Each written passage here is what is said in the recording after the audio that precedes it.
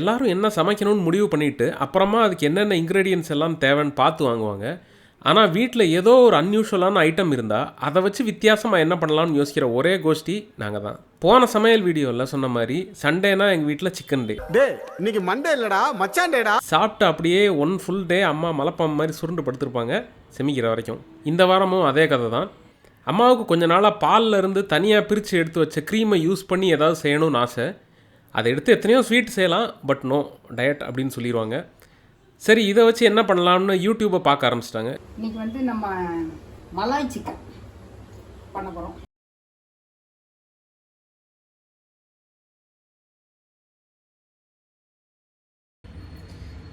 வழக்கமாக அந்த இத்து போன பாத்திரத்தில் தான் பண்ணிட்டு இருப்போம். வீடியோ போட போகிறோன்னு பல படம் கிளாஸில் கொண்டு டெய்லி யூஸ் பண்ணுற பாத்திரத்தை விட இது மாதிரி ஸ்பெஷலாக பாத்திரத்தை யூஸ் பண்ணால் ஏதோ ஒரு ஸ்பெஷல் எஃபெக்ட் கொடுக்குதுல்ல, அதனால தான் சிக்கனை கழுவுவோம். இதுதான் ஸ்பெஷல் எஃபெக்ட் பாத்திரம் மக்களே.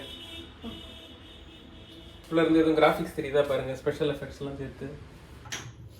ஆமாம், இந்த இடத்துல இவ்வளோ பெரிய டோர் மேட்டை போட்டுருக்கீங்களே, இது மேலே ஏறி நின்று பாத்திரம் கழுவுறீங்க? இல்லை, இந்த இடத்துல ஈரமாயிரும், சாரியில் ஒட்டும். யூடியூபர் டிப்ஸாக சொல்லுங்க. எனக்கு பாத்திரம் கழுவும் மொத்தத்தில் ஈரம் படக்கூடாதுங்கிறக்கா இங்கே துணி போட்டு வச்சுக்கோங்க. அடுப்பு ஆன் பண்ண மொத்தத்தில் தீ பிடிக்க கூடாதுங்கிறக்கா ஃபயர் எக்ஸ்டிங்விஷர் வச்சுக்கோங்க.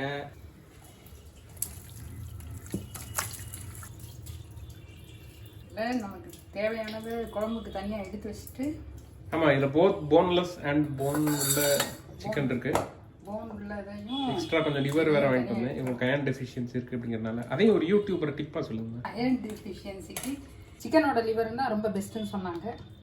ஆமா, லிவர் ஞாபகம் சொன்னது பக்கத்து டேபிள்ல சாப்பிட்டவங்க சொன்னாங்க. நம்ம வீட்டு பீரோல இதோட அதிகமா அயன் கண்டென்ட் இருக்கு. தோசைக்கல்லுல கூட தான் அயன் இருக்கு. அது ஏற்கனவே பாதி துருப்பிடிச்சு போய் தான் இருக்கு. அது தேய்ச்சி உள்ளே அயன் ஆக்சைடை உள்ள இறக்குறீங்க அப்படின்னு நினைக்கிறேன்.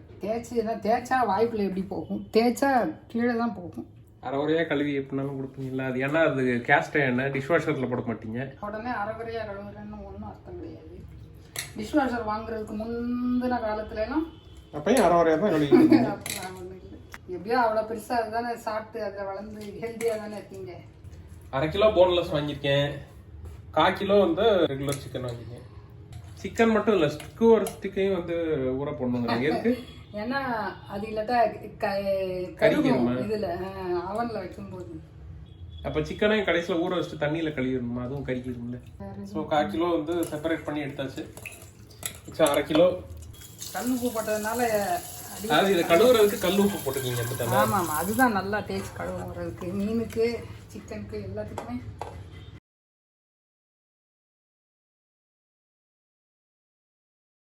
கரைஞ்சிருச்சு. இப்படி கரைஞ்சா கொஞ்சம் கேர்ஃபுல்லாக இருக்கணும், ஏன்னா இதில் உள்ளே போயிருக்கோம்.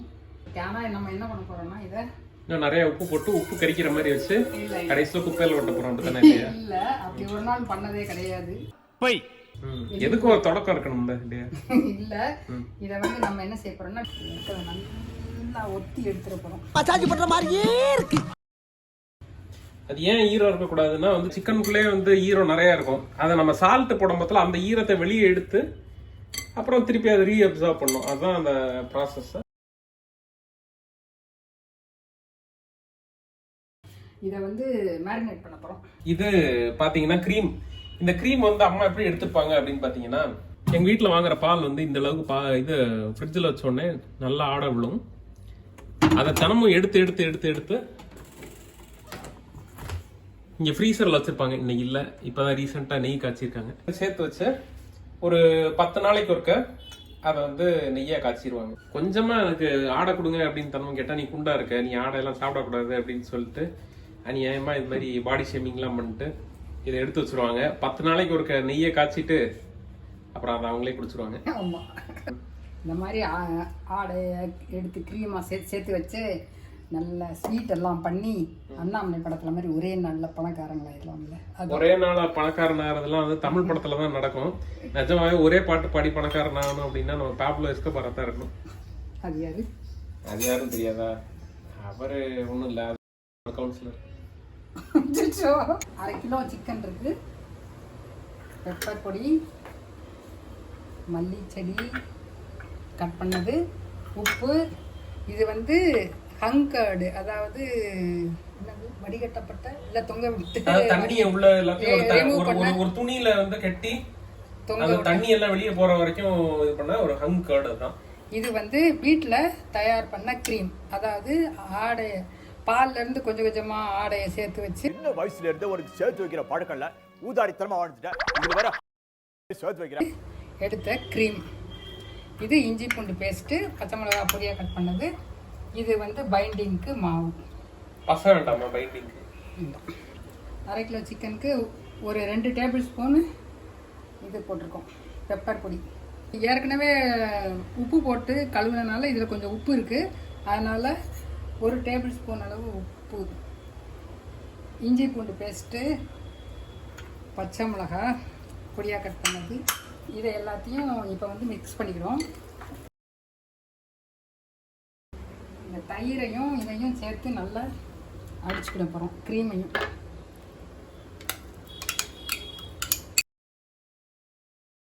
சீஸ் யூஸ் பண்ணலாம். மலாயின்னா ஆடை தானே, எஸ்டிடின்னா வரலாறு தானே, அதனால் இதுதான் சரியானது.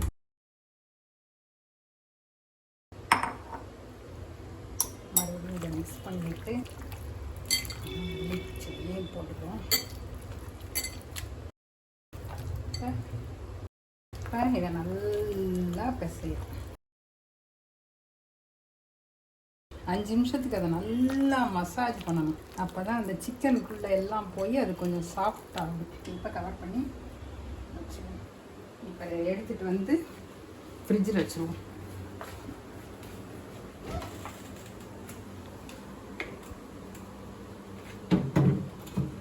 இப்போ என்ன ஆச்சுன்னா ஃப்ரெண்ட்ஸ், கிளாஸில் எல்லாத்தையும் வைக்கிறேன்னு சொல்லிட்டு இப்போ அனைமா ஒன்று உடைக்க மாட்டாங்க.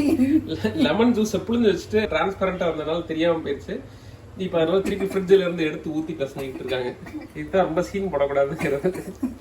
கோவாவில் சாப்பிட்டோம்ல, ரொம்ப சூப்பராக இருந்துச்சு அந்த மலாய் சிக்கன். ஞாபகம் இருக்கா உங்களுக்கு? ஞாபகம் இருக்காது. இதுதான் இப்போ பேக் பண்ண போகிற அவன். இந்த அவன் வந்து ஒரு வருஷத்துக்கு முன்னாடி வந்து பிரெட் செய்யறதுக்காக எடுத்தது. இப்போ அநேகமா உள்ள வந்து எலி குடி இருக்குன்னு நினைக்கிறேன். வெளியே திறந்தா ஓடி வரும் குடுகுடுன்னு. ஒரு நிமிஷம் டெனண்ட் அனுப்பிச்சிட்டு வந்துடுறேன். டெனண்டா? மிஸ்டர் பெக்கர் வெளியே வாங்க. 3 மாசம் முடிஞ்சு போச்சு. Okay bye. என்னையா திடீர்னு போக சொல்றீங்க?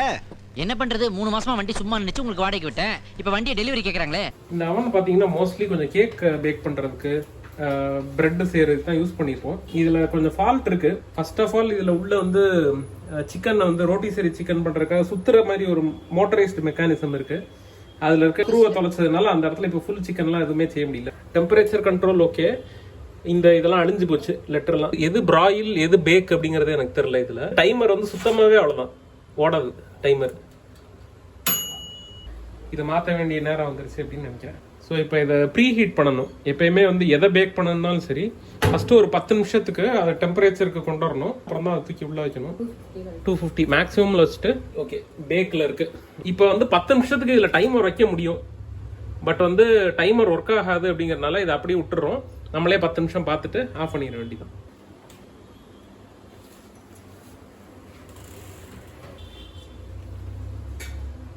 ரெண்டு மணி நேரம் ஊறிடுச்சு. இப்போ இந்த குச்சியை அதையும் வந்து ஊற வச்சிருக்காங்க, தண்ணியில ஊற வச்சிருக்காங்க. அப்பதான் வந்து அது கருகாது அப்படின்னு சொல்லிட்டு கொஞ்சம் அன்ஈவனான ஷேப்ஸ்ல கறியை கட் பண்ணி வாங்கிட்டு வந்தோம்னா ஈவனா வேகாது. இவன் வெந்தவன், இவன் வேகாதவன், நீ ஒரு அரை வேக்காடு. கியூப் ஷேப்ல ஒரே மாதிரி கட் பண்ணி வாங்கிட்டு வர்றது பெட்டர். இந்த மாதிரி இல்லாம அது கொஞ்சம் நம்ம கேப் இந்த மாதிரி ஒரு பாத்திரத்துல வச்சு அதுல ஸ்க்ரூவர் வச்சிருக்காங்க. இப்போ அந்த பாத்திரத்தோட தூக்கி அவன் வைக்கணும்.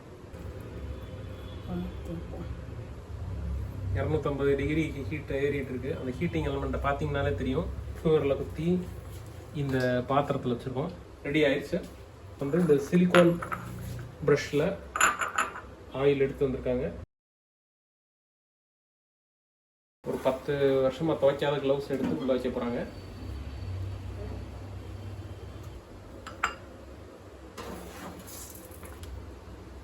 கை சூடு போட்டுக்காதீங்க. ஓகே.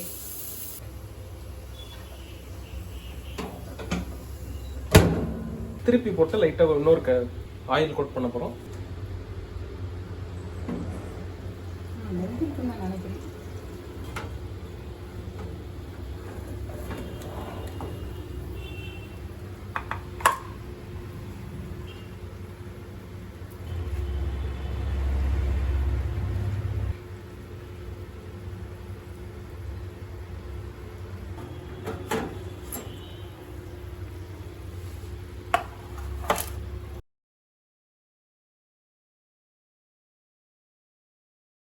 திருப்பியாச்சு. இப்போ எண்ணெயை கொடுத்துடணும்.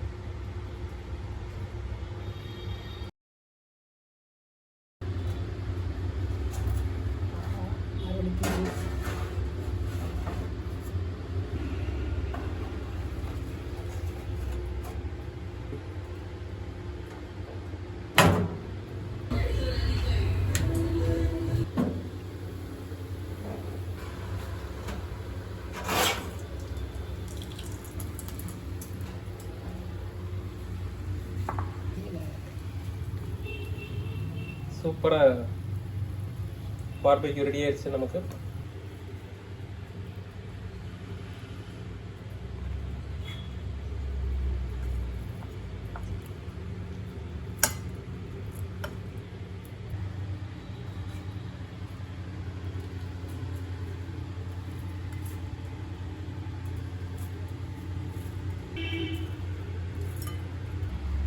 ஆஹா, பார்க்குறதுக்கே ரொம்ப நல்லா இருக்கு.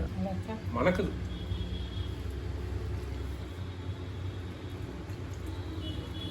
இல்ல கிரீம்